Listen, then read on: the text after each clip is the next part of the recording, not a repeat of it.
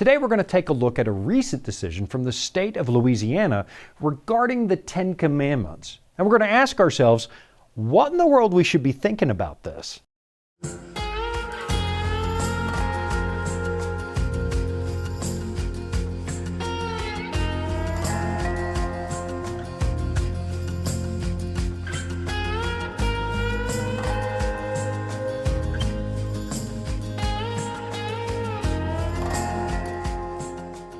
I'm guessing you've already heard about the commotion in Louisiana because by the time this show actually goes to air, it's already going to be old news. And for all I know, it might already be at the Supreme Court, at least if the ACLU has anything to say about it.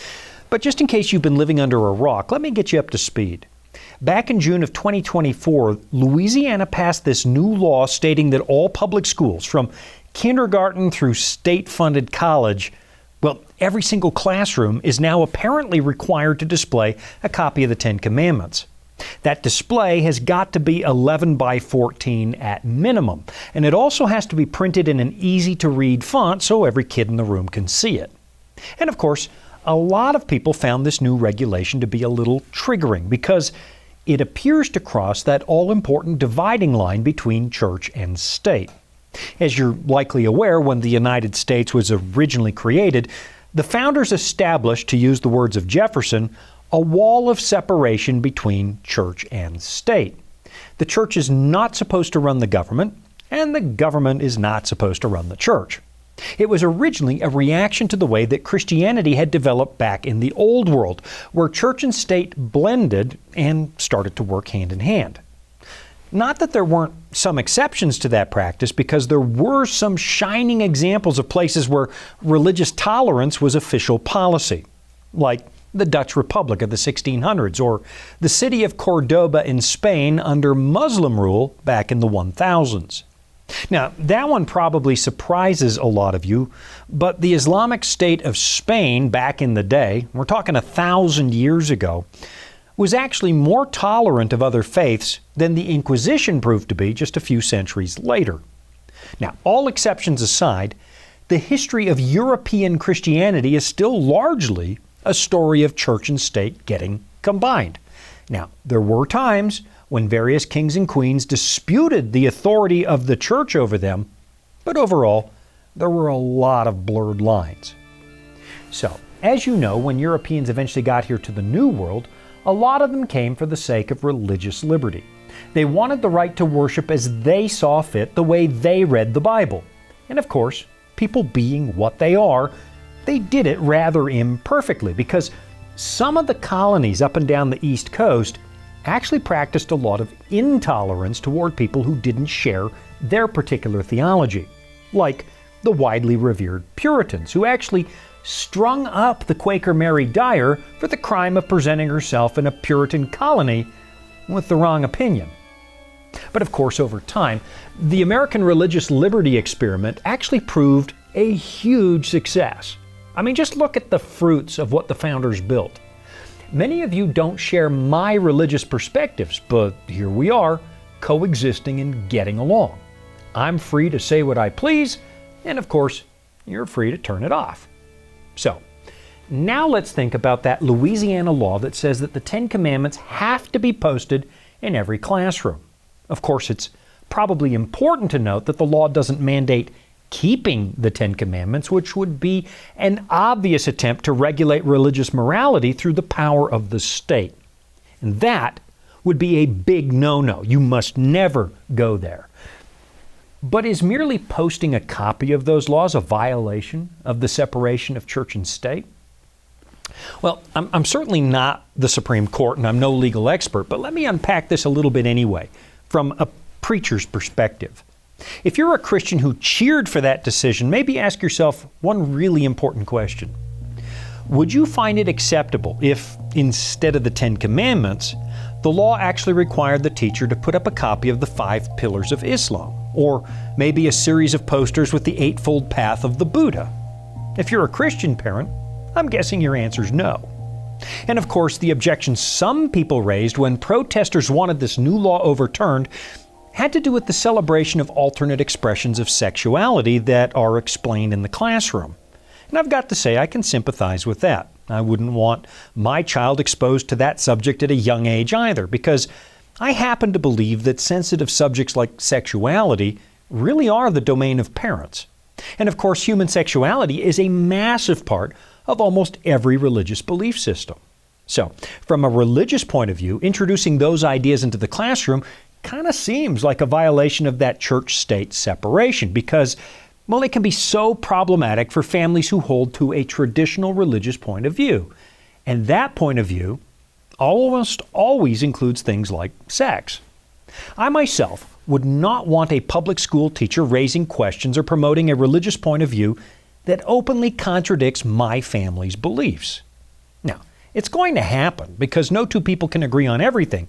But from where I sit, a lot of the activism I'm seeing has a distinctly religious tone to it. In fact, a lot of it really does look like an open attack on Judeo-Christian principles. But still, I really do get it. People who happen to hold a secular point of view wouldn't agree with me on the topic of sex in the classroom. And they wouldn't see it as a religious issue at all because to them, it just looks like an attempt to create an inclusive atmosphere. I think there might be a limit to that objective because, again, we're dealing with a lot of really young kids, and I'm not convinced that the public schools have the right to turn them against the deeply held religious beliefs of their parents. But again, I'm certainly not a legal expert, and if they haven't already done it, I'll let the courts work out the details on this one, as I'm pretty sure they will. So, back to the Ten Commandments. I suppose you could argue that they are such a fundamental part of who we are in the West that everybody should be familiar with them, and I tend to agree with that. As a lot of really good historians have noticed, it's hard to explain who we are as a civilization without acknowledging the massive role that the Bible played in creating this place. So, should kids learn about that? I think they probably should. But maybe, at least in the public schools, it should have been a suggestion or part of the history curriculum and not a mandatory insertion into the classroom. I mean, let's just think about this. It's just a poster on the wall without any historical context or comment, and these are little kids. What impression does posting them on the wall create? Now, as a Christian, you're probably excited by that idea because you value those commandments like I do. They make good sense to you, and you know the power they have to help you create an authentic human life. But if I was a member of a non-Abrahamic faith, I'm not sure I'd be happy because the public school system was supposed to be for everybody. Which leads me to another kind of related issue. It's really not a very good look when some activists try to claim that private schools should never be allowed or that homeschooling should be forbidden because, well, then it really does start to look like there isn't room for everybody. And it does look like public schools are supposed to indoctrinate your kids. But let's put the politics aside for a moment and think about the Ten Commandments themselves because, well, I happen to be a fan. In fact, I think if you read them and really consider what they're saying, you will not find a better moral code. Now, you might not believe that they're divinely inspired, written by the finger of God, but I really doubt you'll find a whole lot to argue with in terms of using those commandments as a moral code. They're good.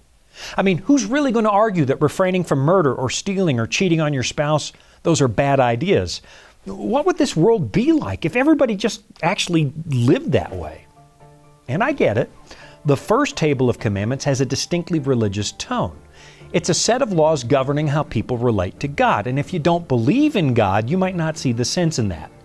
But even then, I'd encourage you to look because those first commandments still make sense.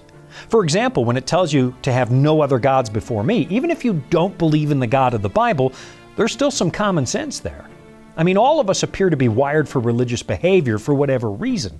You might not actually call it worship, but you will worship something. I promise you, you will. And if you make a god out of things like money or power or political ideology, you can still do a lot of harm because you're worshiping something that is not a god. Now, you might not believe in the God, but now you're behaving like you believe in another god, and it's still behavior that leads to negative outcomes. And speaking of negative outcomes, I need to shut up because it's time for a break, and I don't want you to miss what the good people who produce this program want to share with you. I'll be right back. Here Here at the Voice of Prophecy, we're committed to creating top-quality programming for the whole family, like our audio adventure series, Discovery Mountain. Discovery Mountain is a Bible-based program for kids of all ages and backgrounds. Your family will enjoy the faith-building stories from this small mountain summer camp and town.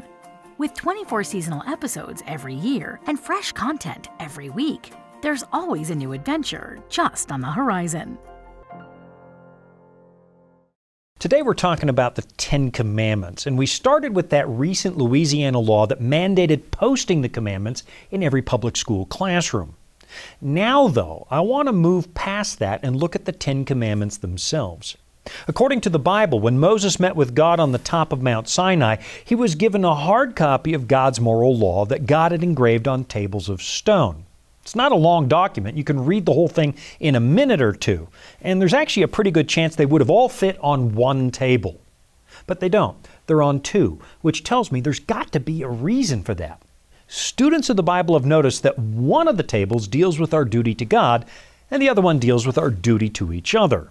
You might remember that's the way Jesus summarized it when someone asked him which of the Ten Commandments would be the most important. Here's what he said in Matthew 22. But when the Pharisees heard that he, speaking of Jesus, had silenced the Sadducees, they gathered together. And one of them, a lawyer, asked him a question to test him. Teacher, which is the great commandment in the law? And he said to him, You shall love the Lord your God with all your heart and with all your soul and with all your mind. This is the great and first commandment. And a second is like it, you shall love your neighbor as yourself. So, there you have it, Jesus' summary of what you find on the two tables of God's moral law. One of those tables deals with loving God, and the other one deals with loving your neighbor. And of course, the key word there is love. This is not just an arbitrary set of rules. It's not a matter of God trying to ruin your fun. He's telling you the best way, the most loving way to live. And of course, most of us get it wrong, a lot of the time. But still, if you look at it, it's pretty much the perfect guide to living a successful life. If everybody just lived by the commandments, I think the world might quickly become a much better place. Now, historically speaking, people have struggled to figure out which of the commandments belongs on which table because, well, the Bible doesn't actually specify. I grew up believing that the first 4 commandments went on the first table because they deal explicitly with God. And the next 6 commandments belong on the second table because they deal with interpersonal relationships. You might say that the first table deals with vertical relationships and the second one with horizontal. But wouldn't you know it? Not everybody sees it that way. Over the centuries, a lot of really good scholars have put the 5th commandment on the first table, like this model that I've got here in studio. And that's the commandment that deals with honoring your parents. So why did they do that? Because your parents are just human beings, aren't they? But they're not just any human beings because, well, they created you. In your earliest years, your parents really kind of stood in God's place. They were the way that you were supposed to learn about what God is like. Now, I'm not convinced that I did an excellent job of that as a dad because I'm a rather flawed human being. But I was aware that Jean and I kind of served as intermediaries between our kids and God, at least to the point where they grew up and acquired the ability to exercise their own free will. From that point forward, our job shifted from regulating our kids to praying for them and continuing to point them toward the Creator. But in the very beginning, parents hold a place in a child's life that is somewhat analogous to the role that God plays in my life. That's why some medieval rabbis rightfully said that the 5th commandment could fit on the first table because, well, it's a vertical relationship. And when you do that, some people have noticed you suddenly get a very interesting pattern. It's almost like the commandments on the 2 separate tables kind of start to line up with each other. They show the same principles applied in different directions. On the first table, you get a principle for how to relate to God, and then on the second table, you get that same principle applied to interpersonal relationships. Now, I've got to admit, this is not an original idea with me because I learned it from a well-known teacher of the Torah, Dr. Foreman. But you know, the more I look at it, the more it begins to make sense.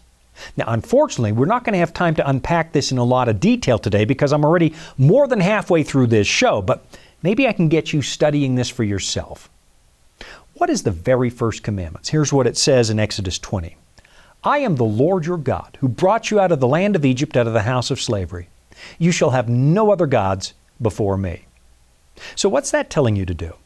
Well, it's telling you not to ignore God. Your relationship to the one who made you is too important to compromise by rejecting your Creator.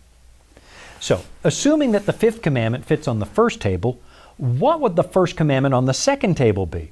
Well, it would be, you shall not murder. And what's that telling us to do? It's telling us to value other people. You don't get to terminate another member of the human race just because you don't like them or because they're standing in the way of your ambitions. So on one table, we have a command telling you you don't get to toss God aside when you think His presence is standing in your way. And then on the other table, you have a parallel commandment telling you the same thing about your horizontal relationships with other people. We're being told to value the existence of God and our fellow human beings. And wouldn't you know it, you find the same kind of parallel with the second commandment, which reads like this. You shall not make for yourself a carved image, or any likeness of anything that is in heaven above, or that is in the earth beneath, or that is in the water under the earth. You shall not bow down to them or serve them, for I, the Lord your God, am a jealous God, visiting the iniquity of the fathers on the children to the third and fourth generation of those who hate me, but showing steadfast love to thousands of those who love me and keep my commandments. What it's saying is that we're not supposed to insert any other God into our relationship, nothing between us and the one who made us. So what do you find in the same position on the second table? Again, assuming the fifth commandment goes on the first table, you shall not commit adultery. And of course, that's reminding us that you're not supposed to insert a third party into your marriage. Or if you're not married, you're not supposed to insert yourself into someone else's marriage. These are parallel concepts. Again, it's not original with me. I'm not all that clever. These are the observations of some pretty bright medieval sages.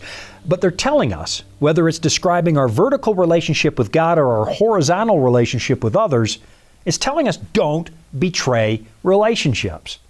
And even though we're going to unpack each of these commandments just a little more in future episodes, let me throw a little bit of extra light on this one just to get you thinking. The second and seventh commandments are really a command against cheating. They emphasize the sacred nature of covenant relationships. And there's this really fascinating link between the sins of idolatry and adultery that I don't have time to show you before we take a break. So hang tight. I'll be right back. Life can throw a lot at us. Sometimes we don't have all the answers. But that's where the Bible comes in. It's our guide to a more fulfilling life. Here at the Voice of Prophecy, we've created the Discover Bible Guides to be your guide to the Bible. They're designed to be simple, easy to use, and provide answers to many of life's toughest questions. And they're absolutely free. So jump online now, or give us a call and start your journey of discovery. All right, just before the break, I was talking about the second and seventh commandments. The second forbids the practice of idolatry, which is adding other gods to your sacred relationship with the Creator. And the seventh commandment prohibits adding other people to the sacred relationship you have with your spouse. Now, I don't know if you've ever noticed this, but way back when, in ancient history, there were religious prostitutes that often worked in the pagan temples. And a few years back, I found myself wondering, what do these have to do with each other? I mean, these were temples dedicated to multiple gods in direct violation of the second commandment. And when you line up the tables of the law, the commandment against idolatry appears to be related to the prohibition on adultery. So is there an intellectual connection? The answer is yes. I mean, just think about it. Adultery is an attempt to take a shortcut to a genuine human relationship. Today, the most prominent example we have of breaking the commandment is probably the explosion of porn here in the West. What you get with a prostitute or with pornography is an attempt to get some of the benefits of a relationship without the actual relationship. There's no accountability, there's no love, there's no respect. There's just a selfish attempt to bypass the hard work required of an authentic, loving relationship. And the same thing happens with idolatry. What people did way back when was create a bunch of gods in their own image. Gods who exhibited all kinds of flawed behavior, ranging from violence to sexual immorality. I mean, just go and read the ancient mythology. Read the stories of Zeus. And because all of us, or at least most of us, carry some sense of guilt over our own shortcomings and sins, we feel the need to address that guilt. So what did the ancients do? They paid off their imperfect gods. All they had to do was give a little money at the temple, offer a quick sacrifice, and then go on living however they pleased.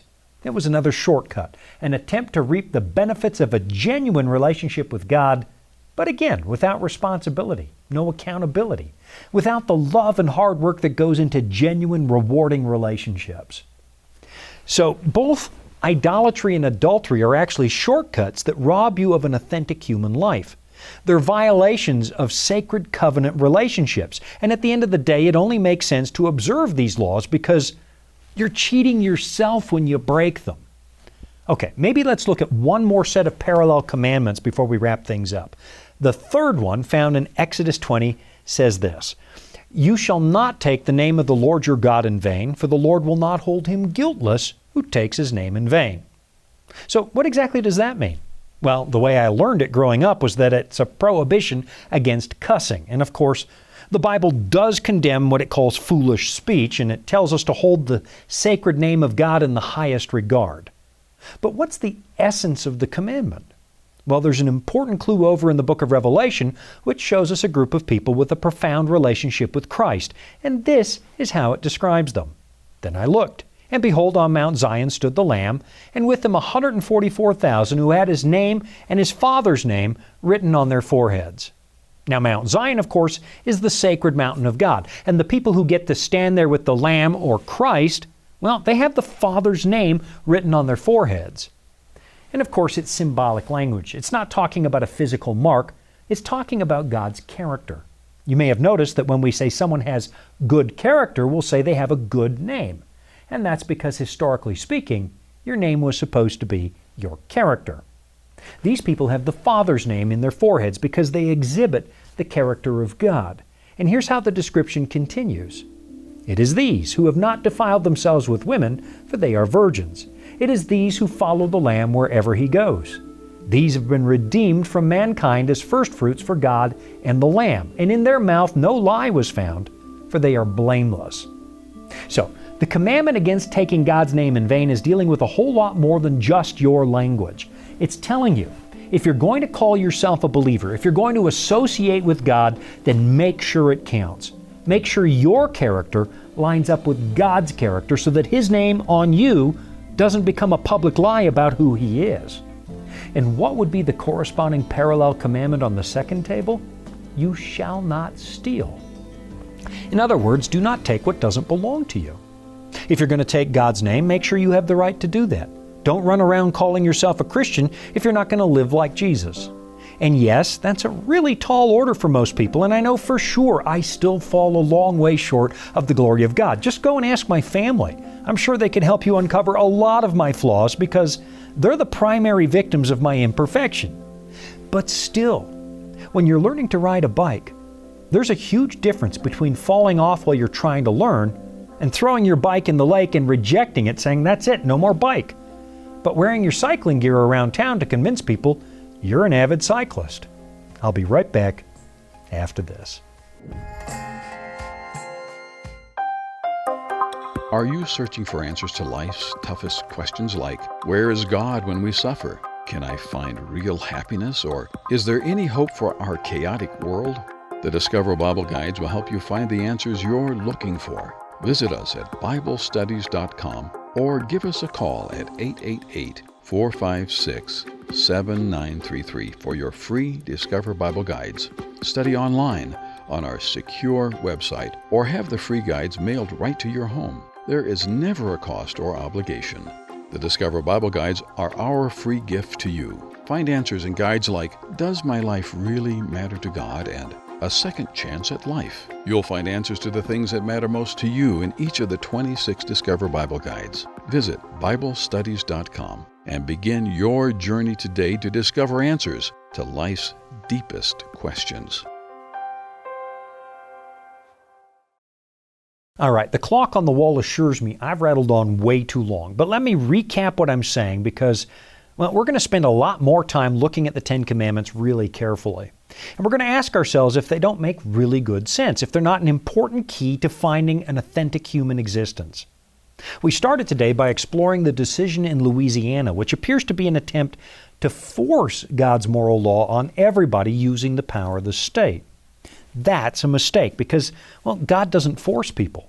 I mean, take a moment to read through the Bible, all of it, and you'll see God believes in freedom of choice, ultimately even the choice to reject Him. The Ten Commandments are a personal code of ethics, something God intends for you to internalize because you're interested in a relationship with Him, and you're interested in living the best life possible. They're not supposed to be a bludgeon that you use on other people. Then we explored the possibility that maybe the fifth commandment, the one that tells us to honor your parents, well, it might not belong on the second table because it's not exactly describing a horizontal relationship like numbers 6 through 10. Your parents are not exactly on the same level as you because they created you, they gave you life. It's more of a vertical thing.